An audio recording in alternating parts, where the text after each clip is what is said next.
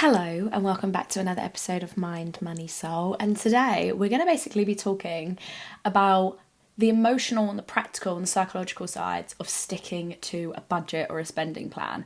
I find that to stay on track with your spending, it requires a couple of things, and it's probably something that is one of the biggest things or issues in my community. I feel like it's something that a lot of people struggle with. So if you're listening to this because you're like, fuck me, I struggle to stick to my spending plan or my budget. First of all, no, you're not alone, including myself. Like, I'm a master budgeter. I have saved £40,000 when I was younger, and I now, especially with these shifts in my life where I've been like, I've run my business, I've gone full time, I took a pay cut, I've wanted to do more in my life. I've definitely struggled to stick to my budget at points. So, and I'm a money coach, I know all the things. So it's really important just to acknowledge, like, you're not alone, you're not crazy, but I'm going to run you through some things that can help. First of all, let's talk about why sticking to a budget is so hard. Or can be so hard. So first off, let's talk about the emotional side of budgeting. Now, as we know, money is emotional. It is not just based on the numbers or the budgets, it's based on how we feel about money. Now, there are emotions like guilt and shame and things like FOMO that come into play when it comes to managing and spending our money. And it's not something, or it's something that you just need to become aware of based on like what your relationship is with money and how you actually feel about it. And many people actually use shopping and spending as a way to cope with certain emotions. Now, basically what's happening is when your brain feels a certain emotion that it deems either negative, that it can't cope with, sometimes it's a positive emotion, but especially when it's a negative one, your brain is like, I can't cope with this, I don't know what to do, I don't want to feel this, how can I change this feeling? And one of the things that we turn to is spending. We think that spending in the moment is going to make us feel better. Now, sometimes it falls into the category of when I buy this thing or if I buy this thing, it's going to make me feel happy.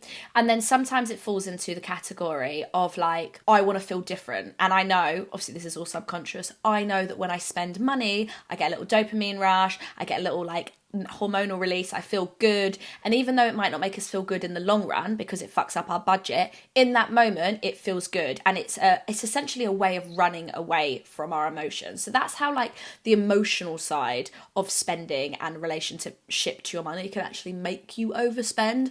I know for a fact that when I feel shit about myself, when I don't feel good in my body, or when I feel like I don't look good, I definitely turn to spending money. And it's a double whammy because I think that the thing that I'm spending money on is going to make me feel better, and I also get a good feeling from spending money in the moment. So it's like a double whammy. And in society, if you're a woman, you're constantly told that you're not good enough as you are, you don't look good enough, you're not good enough just as you come. So therefore we get pushed into spending money.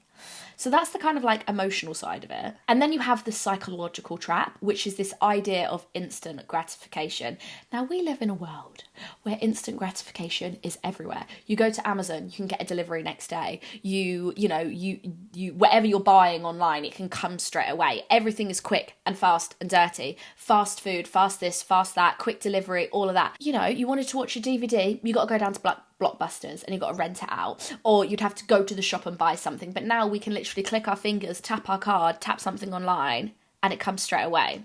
So it makes it a lot harder to resist impulse spending because everything just happens at the click of a finger, at the click of a button. Do you know what I mean? And when you're constantly making decisions about your money, it can give you like mental exhaustion and make you make, I guess, poor choices. So for example, we only have so much willpower in one day. When we wake up in the morning, we have a certain amount of willpower. Now, if throughout that day you're having to make big decisions about what you're doing, in the moment, for other people, at your job, all of those kind of things, it makes you have less willpower at the end of the day. So when it gets to the end of the day and you've decided that you're not going to get a takeaway, for example, but you get home, you're tired, you can't be asked, the thought of cooking or of healthy food does not feel appealing, the easy thing in that moment is to do what you always do and jump on Deliveroo and order something. So because you haven't got any willpower in that day, it's harder to make a decision that is good for your finances.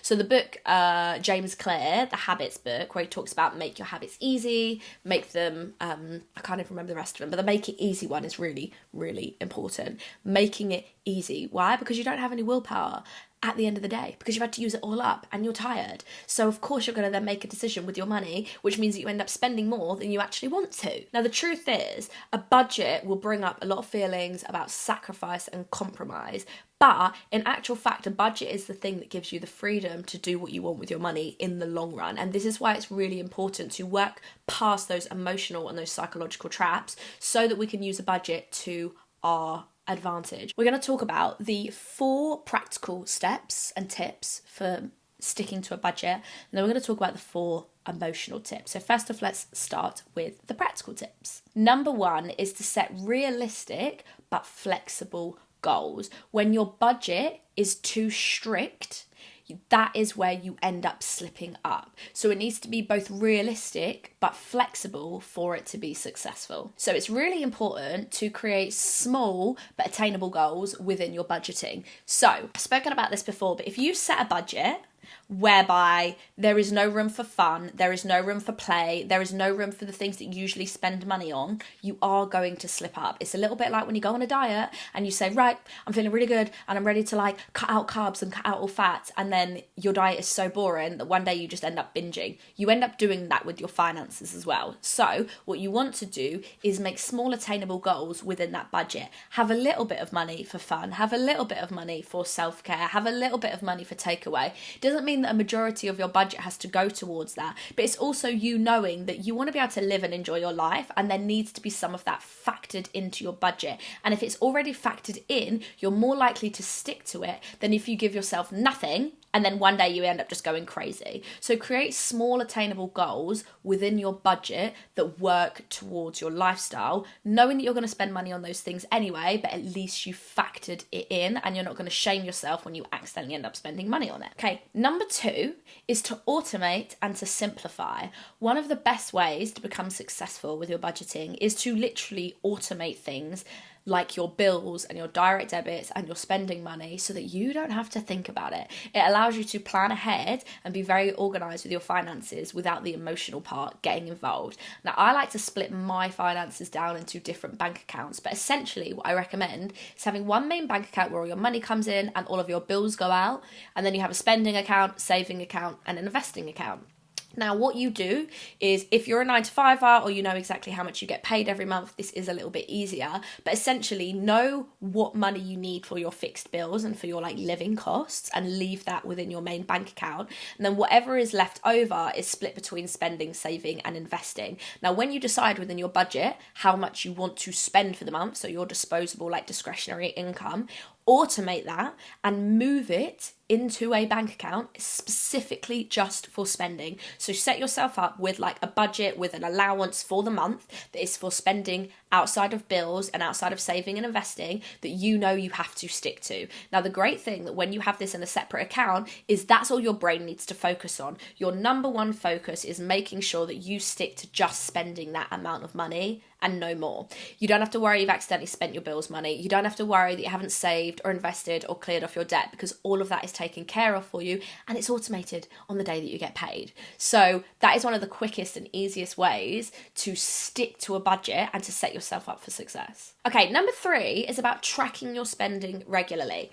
If you know you're going out of budget, but you don't know why or how or what's going on, once a week, track your spending. Now, if you have a separate spending account, like a Monzo or a Starling or a Revolut, then it will automatically categorize your spending for you. So you should be able to be like, oh, I know exactly where I'm overspending. Obviously, if you want a more granular level, you want to be broken down by like retailer or transaction, then you can do that. But if it's already categorized for you, you're able to go, oh my God, I thought that I was only spending £200 a month on groceries, but I'm actually spending £400. Or, oh wow, I didn't think I got that many takeaways, but I'm literally getting £100 worth of takeaways, etc. When you then track your spending, like, awareness is half of the battle. Once you know the data and you know where your money is going, then you can make good decisions. So if you're listening to this and you're like, I struggle to stick to a budget, but you don't know why or what's going on, how are you going to be able to make any changes? So I want you to First off, go back through your spending and see where all the overspending is happening. But moving forwards, track your spending weekly. Okay? This is going to allow you to have that oversight to understand where you're spending and where you can make changes. Because without this, honey, you're never going to be able to make any changes. So practically, tracking your spending is one of the most important things that you can do. And then number 4 is about building in a buffer. So this is a bit different to like an emergency fund or anything else like savings. It's just having a bit of buffer for emergency stuff within the month. This might be 50 quid, £100, whatever works for you, but it's like an uncategorized bit of money. It's your buffer money. So when something happens that you need to be prepared for. Now this could be an emergency, like a random dentist appointment that you didn't know that you needed. Or this could be something that pops up that you want to do with your friends and you want to be able to do. It's up to you how you utilize that buffer money, but it's just money that isn't yet planned for, that leaves room in the budget for unexpected costs. So when life throws you a curveball, be it a positive or a negative one, you are prepared. If you try and budget down to the penny, it leaves no room for anything else happening, and you're not a fortune teller. If you are, come to me and tell me my future, please, and tell me when I'm going to meet my future partner, and also how much money I'm going to have. No, joking.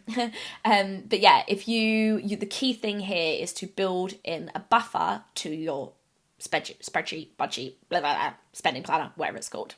Okay, now let's talk about the 4 emotional strategies that you can use to stick to your budget. Okay, 1, you want to reframe your relationship with budgeting and just with money in general. Now, budgeting doesn't have to be restrictive, and you want to switch from thinking, what is it that I can't have in my budget, to wow, what is sticking to this budget giving me? What freedom, what emotional support is this budget going to give you? Is it giving me peace of mind because I know I've saved and invested? Is it giving me security? Is it giving me a sense of organization and planning and freedom and choice? Like, what is it that you're actually gaining from this? So you want to switch your mind from scarcity to empowerment. Now, I have a whole nother episode on this. I think it was last week.